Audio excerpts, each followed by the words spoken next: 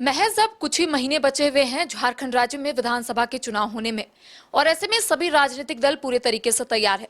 आज हम बात करेंगे JLKM यानी कि जयराम महतो की पार्टी, जिसकी ओर से लगातार ये कहा जा रहा है कि इस बार 50 से 55 सीटों पर जयराम महतो की पार्टी उम्मीदवार उतारेगी। हालांकि सभी लोग अपने अपने तरीके से तैयारियों में जुट चुके हैं। अब आने वाला समय बताएगा कि आखिर इस बार कौन कौन चुनावी मैदान में उतरेंगे। लेकिन फिलहाल हमारे साथ बातचीत करने के लिए राजू महतो मौजूद है। हम इनसे बातचीत करेंगे। ये JLKM के नेता भी है, सिल्ली से आते हैं और इस बार ये चुनावी मैदान में उतरने का ठाने भी है। Set rural unemployment development training institute जो है, ये हर स्टेट में एक ही संस्था है, हर स्टेट में एक संस्था, और ये नेशनल संस्थाएं हैं। ठीक है, ये संस्था हमारा सिल्ली में ही है, लेकिन उसका फायदा हमारे सिल्ली के लोगों को नहीं मिल पाता। लोग ट्रेनिंग तो ले लेते हैं, लेकिन उसके जाकर के सेल्फ एम्प्लॉयमेंट करने के लिए उनके पास वो व्यवस्था नहीं है।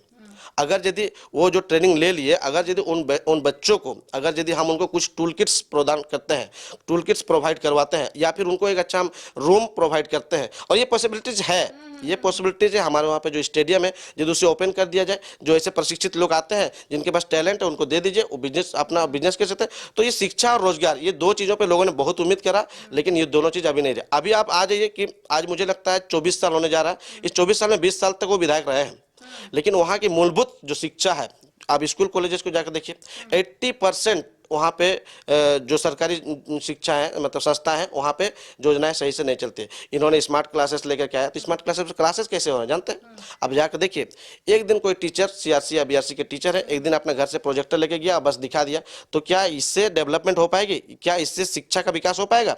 आपको इस्टेब्लिश करना चाहिए वहाँ पे।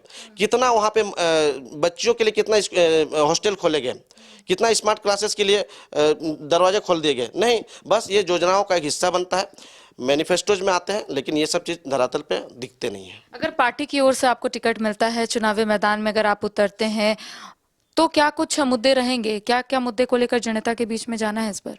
देखिए, यदि मैं अपने सिल्ली विधानसभा की बात करूं, तो सिल्ली विधानसभा को जिस तरह से मैंने टटोला है, जिस तरह से मैंने रिसर्च किया है, तो मैं वहाँ पे सबसे पहला है हमारा शिक्षा, रोजगार, हमारा कृषक, क्योंकि हमारा जो पूरा विधानसभा आता है, कम से कम 80% हमारा कृषक विधानसभा है। और मैं आपको बता दूं, मेरे पास उसके लिए बहुत अच्छा प्रोजेक्ट है, प्लान है। मैं छोटी सी आपको एक प्लान बताता हूं कि मैं इस पर सवाल भी करूंगा कि जल संसाधन मिनिस्टर 7 साल तक हमारे विधायक जी रहे हैं, लेकिन उन्होंने अभी भी हमारे वहाँ पे 3 बड़ी नदियाँ हैं, राढ़ू, कांची और स्वर्णरेखा। ये 3 बड़ी नदियाँ होने के बाद भी वहाँ पे कोई ऐसा योजना नहीं बनाया गया, एक ऐसा नदी परियोजना नहीं बनाया गया कि वहाँ के कृषकों को कम से कम दो बार खेती करने का उपाय मिले। यदि पानी मिलेगा तो ऑटोमेटिक 2 बार खेती होगा, तो मैं वो लाऊंगा। अगर यदि मुझे मौका मिलता तो मैं वो कर सकता हूँ, उसका प्रोजेक्ट है मेरे पास। यदि एजुकेशन की बात करते हैं तो मैं एजुकेशन पर भी अच्छा फोकस कर सकता हूँ। आज आप देखिए, मैं अभी एक छोटा सा एग्जांपल लेता हूं कि प्राइवेट स्कूल्स हमारे वहाँ पे हैं, तो वो जो भी वहाँ पे प्राइवेट स्कूल्स हैं, उनको एक पर्याय के रूप में खड़ा कर दिया गया है।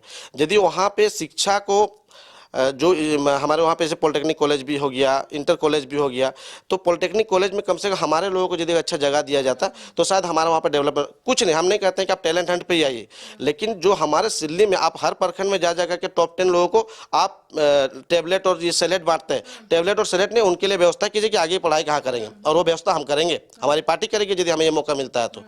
अभी जो पर्याय के रूप में जो अलग अलग इंस्टीट्यूशन खोले गए हैं, तो उन इंस्टीट्यूशंस पे भी हम लोग ये कोशिश करेंगे, टैलेंट हंट के हिसाब से RTE के माध्यम से हर स्कूल में सुनिश्चित करना होगा कि जो टैलेंट है और जो BPL कैटेगरी में आते हैं उनको हर स्कूल को RTE के हिसाब से उनको एडमिशन देना पड़ेगा। तो ये 2 चीज़ों पर मैं बहुत ज़्यादा फोकसिस हूँ। और दूसरा है कि रोजगार को लेकर के देखिए, अब मैं तो नहीं कहूँगा 100% हम सरकारी नौकरियाँ दे सकते हैं, लेकिन गैर सरकारी नौकरियों का हम सृजन कर सकते हैं, और ये ऑप्शन है, ये ऑप्शनल है हमारे पास। मैं आपको एग्जांपल बताता हूं कि वहां पे रोजगार कैसे कैसे आ सकते हैं।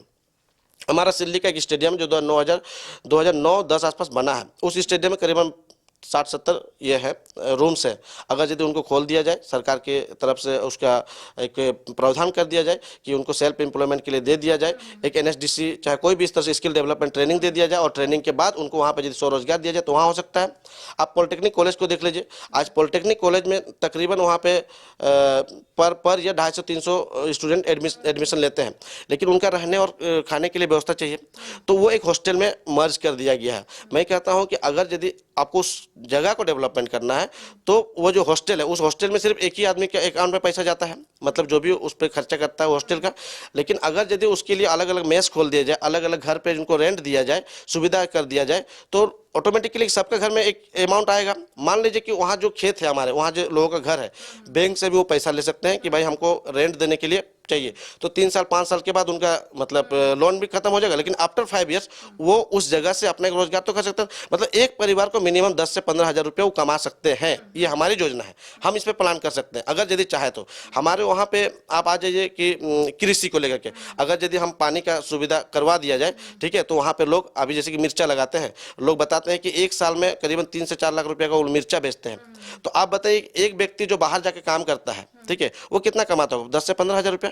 और यदि उसका वो अपना सेविंग करता होगा तो हमको लगता है लाख रुपए, ज़्यादा सेविंग नहीं करता है।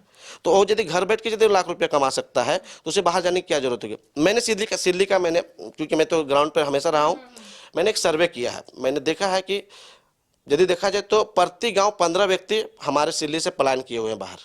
मैं अभी चेन्नई गया था, चेन्नई में पाया, कर्नाटक गया था, कर्नाटक में पाया, और दिल्ली में तो मैं अक्सर लोगों से मिलता रहता हूँ, पाया ही हूँ। तो आप जब देखेंगे तो हमारे वहाँ पे जो 413 गांव है, तो लगभग प्रति गांव 15 व्यक्ति हमारा बाहर पलायन किया हुआ है। तो ये पलायन को हम रोक सकते हैं, उसके लिए भी मेरे पास योजना है।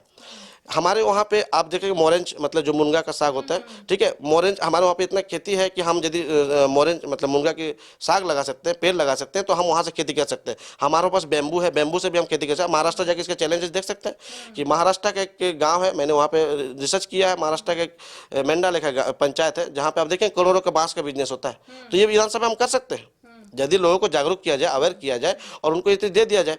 बहुत सारी चीज़ें हो सकती है। आज देखिए लाह का सबसे बड़ा उद्योग है हमारा यहाँ पे नामकुम में। नामकुम जिले से महज हमको लगता है 45 किलोमीटर की दूरी पे है। अगर यदि हम उसकी उत्पादन करते हैं तो शायद हम एक बेहतर ऑप्शन दे सकते हैं लोगों को, तो रोजगार का सृजन हो सकता है। बस सृजन करने के लिए आपका सोच होना चाहिए। एक आखिरी सवाल रहेगा कि सभी राजनीतिक दल जो है वो वादे करते हैं, लेकिन राज्य की सत्ता में आने से पहले जो वादा करते हैं और राज्य की सत्ता में जब वो आ जाते हैं तो वो वादा धरातल पर नहीं दिखता है। आप लोगों के साथ क्यों लोग जुड़ेंगे? जनता क्यों आप लोगों पर विश्वास करेगी? ये बताइए, क्या कुछ अलग से आप लोगों का कुछ प्लानिंग है? बिल्कुल, मैंने तो कहा कि देखिए अभी देखिए आज लगभग 25 साल हो गए। 25 साल तो लोगों ने एक उम्मीद से वोट करा, और वो उम्मीद क्या था कि हमारे लिए एक अच्छी नीति बने, हमारे एक पॉलिसी बने, हमारे लिए एक ऐसी पॉलिसी। आप लोग भी तो मुकर सकते हैं अगर आप लोग राज्य की राजनीति में पूरे तरीके से आ जाते हैं या फिर आप लोग जीत जाते हैं तो आप लोग भी तो मुकर सकते हैं। देखिए मैडम, आप देखिए क्योंकि ये पूर्वाग्रसित की बात है, लोग पूर्वाग्रस से ग्रसित हैं और लोग ये क्वेश्चन उठाएंगे, बिल्कुल उठाएंगे। लेकिन हम आपसे ये वादा करते हैं कि हम लोग यदि इससे मुकरते हैं तो हम लोग खुद सत्ता छोड़ के आ जाएंगे। हमने तो कहा कि हमने आज तक कोई भी पार्टी ने नहीं कहा है कि अपना जो सैलरी होगा उसके 75% आपको जनता के लिए त्याग देना पड़ेगा, जनता को देना पड़ेगा। ये हमारा मैनिफेस्टो में होगा, ये हमारा एफिडेविट में होगा। और हम वो त्याग क्यों कर रहे हैं, 75% हम वहाँ पैसा वहाँ क्यों दे रहे हैं, ताकि उससे वहाँ का इंफ्रास्ट्रक्चर डेवलप हो सके। मैं केरल के तर्ज पे एक बात करता हूँ। केरल में चल जाइए, केरल में देखिए पंचायत पे कम से कम 8-10 करोड़ का टैक्सेस लोग उठाते हैं और उसी से वहाँ का डेवलपमेंट होता है। तो ये जो सैलरीज हम लोग देंगे और हमें ये इस तरह से व्यवधान करेंगे कि हमारे यहाँ पे लाइब्रेरीज होंगे, हमारे यहाँ पे स्पोर्ट्स खुलेंगे, ताकि हम लोग इन सब चीज़ों पे लोगों को इंगेज कर सकें, ठीक है। और लोगों को रोजगार से सृजन करने के लिए जो हमारा पैसा होगा उस पैसे से हम लोग कोई भी एजेंसीज को ला करके वहाँ पे हम लोग डेवलपमेंट काम कर सकें। मतलब जब एक पैसा एक जगह पे इकट्ठा हो जाएगा तो ऑटोमेटिकली उससे हम लोग सरकार की योजनाएं हो चाहे ना हो, हम उस पैसे से एक योजना और एजेंसी ला करके हम लोगों को उसका लाभान्वित करा सकते हैं। ये बड़ी बात आपने कही है कि 75% जो है आप लोगों का सैलरी से आप लोग जनता के हित में काम करेंगे। लेकिन ऐसा होता है कि जब राज्य की सत्ता में जो भी लोग आते हैं या फिर कोई भी विधायक बनकर जाते हैं तो जो वो वादा करते हैं वो तो भूल जाते हैं, और यही वजह है कि जनता जो है वो परेशान रहती है, या फिर उन लोगों का यही कहना होता है कि सरकार बदलनी चाहिए। अभी जिस तरीके से वर्तमान में आप स्थिति देख रहे होंगे झारखंड का। देखिए मैडम, मैं तो वही कह रहा हूँ ना कि हम लोग कुछ अलग करने के लिए आए हैं।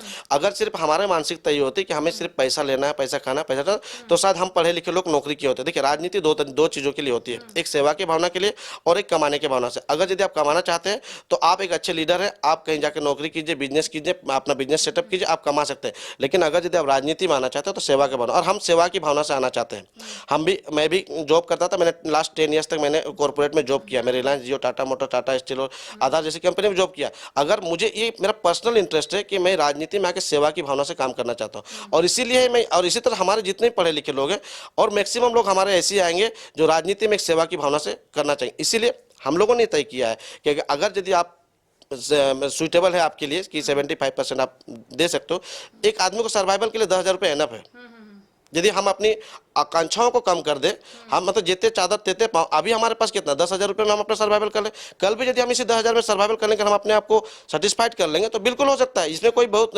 मतलब हाई रॉकेट साइंस नहीं है कि हम नहीं कर सकते हैं, हो सकता है। तो इसके लिए क्या ना, सबसे पहले सोच होनी होगी, सबसे पहले अपने आप को उस जगह पे ढालना पड़ेगा। आप देख लीजिए हमारे देश के द्वितीय प्रधानमंत्री लाल बहादुर शास्त्री जी को, उन्होंने देश के इतने बड़े प्रधानमंत्री होने के मतलब देश के सर्वोच्च पद पे होने के बावजूद भी, क्योंकि उन्होंने अपने आप को सेटलमेंट किया था कि मुझे इससे ज़्यादा नहीं चाहिए।